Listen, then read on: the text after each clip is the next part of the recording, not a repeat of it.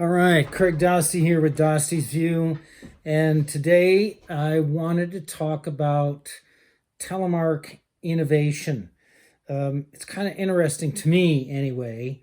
Um, Even though there are not that many telemarketers overall, I mean we're a fraction of the overall downhill world, ski world, and but despite that we there's an awful lot of people who I attribute it to the free mind attitude that is the natural result of a free heel. I mean, which one comes first? I don't know, right? I think really it's a mindset, and that's what opens people up to doing something different, like telemarking, skiing with your heels unlocked, right?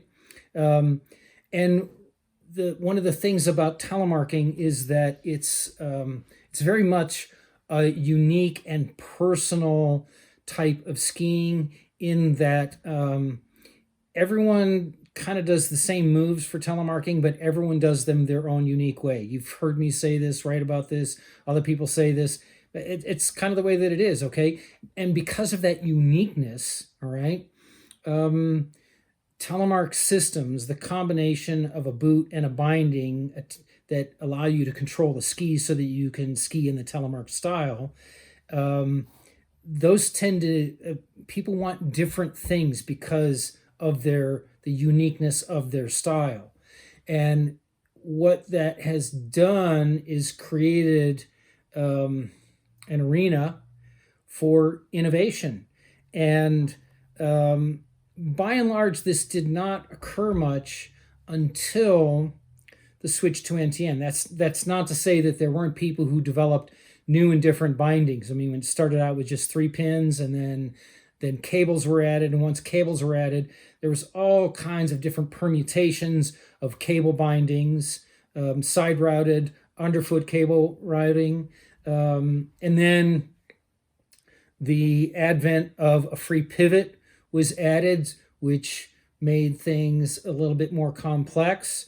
And then NTN was developed, and that was developed to kind of overcome some of the limitations of a 75 millimeter system, releasability, a free pivot, which was incorporated, but it turns out there's a cleaner way to do it, which was the side result of Scarpa adding tech fittings in their first NTN boot. And they did it because the folks at Scarpa just wanted to be able to use one boot to either use ultra lightweight AT gear for touring, or heavier telemark gear so they could tele inbounds. Well, it turns out then one of those free thinkers, Mark Lingell, said, well, whoa, wait a minute.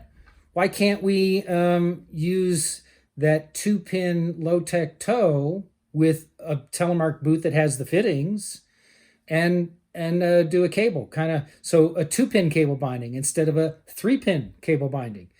And that has spawned a ton of innovation, because Mark didn't patent his idea to work with an NTN connection, and his first iteration of TTS, while it was functional, a lot of people looked at it and said, well, that's nice, but I'd like it to also do this, right? And so I've seen a ton of people creating their own do-it-yourself TTS bindings. And what I wanted to kind of go through here is one person has kind of left us all in the dust on that. And it's he's doing it as a hobby because he has the mechanical aptitude and the ability to think things out, and he has access to the tools to do this. And he's developed, in the course of 6 years, 6 prototypes, many of which look like finished products. And I just kind of wanted to go through that. And that guy is Jason Quintana. And he's the one who developed the flick lock.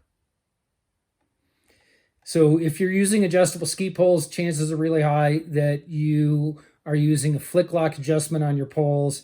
It's easy to adjust, and it's reliable when it locks down. But when Jason started playing with TTS, his first version, he used Dynafit toe. This is a picture of it, and then he used those don't look like axle springs, but maybe he painted them. Anyway, this is his first version of a TTS binding, and it looks pretty clean. It even has an adjustable pivot for the cable. So that was great, but he wasn't totally satisfied with that. So he worked on it a little bit more. Now he has the ability to do CAD drawings, and actually we all do. You just got to take the time to learn the CAD program. All right. And so his second version, he called the Polar 2. Now Polar stands for path of least resistance. And the point of that being his guiding principle, what he was trying to do is not create a whole new binding from scratch, but take pieces from available bindings, like springs from an axle or an Enzo or an old G3, or even the spring cartridges from Valet bindings, or old BD bindings, the 01, okay? And what he did in this case is he used, I believe these are axle springs, but he created a completely new toe plate to mount a Dynafit Tech toe to, and then he made his own custom heel throw.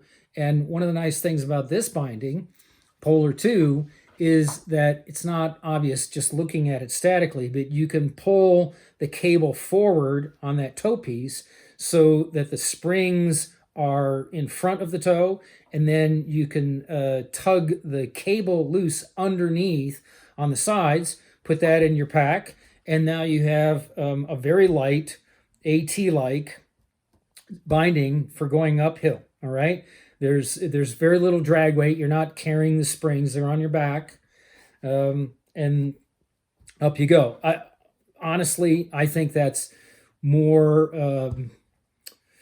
effort than you need to do. All right. I mean, yes, it's some drag weight, but really it's not that bad. Okay.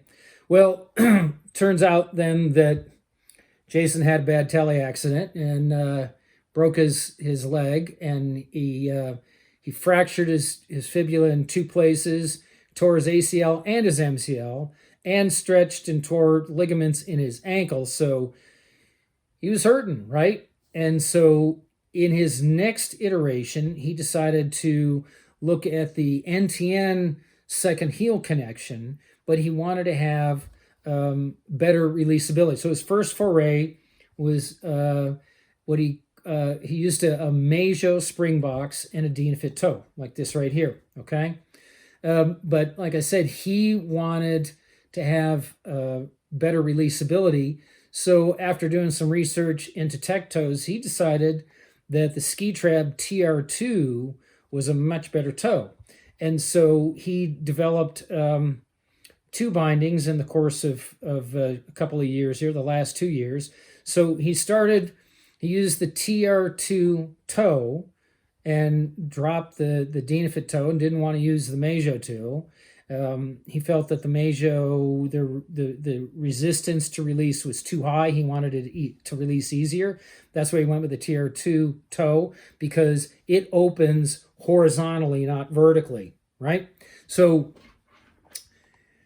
here's a look at his next two iterations here. The top is the TR2 toe, and then he kind of redid the Meijo spring box more the way that he wanted. It does not have lateral release at the second heel. It only has lateral release at the toe because the TR2 allows that. And from his research and from mine, I would agree, it's probably one of the more alpine-like in terms of lateral release tech toes that is available.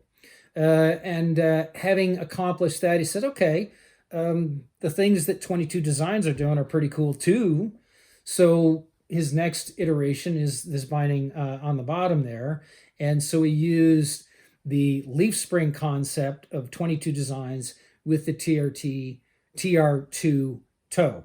And so now he hasn't fully tested these, but to me, it's just really awesome how this Telemark Tech toe concept allows so much versatility, and how as long as you have the ability to do some CAD design and you have access to a printer, a 3D printer, you can create your own.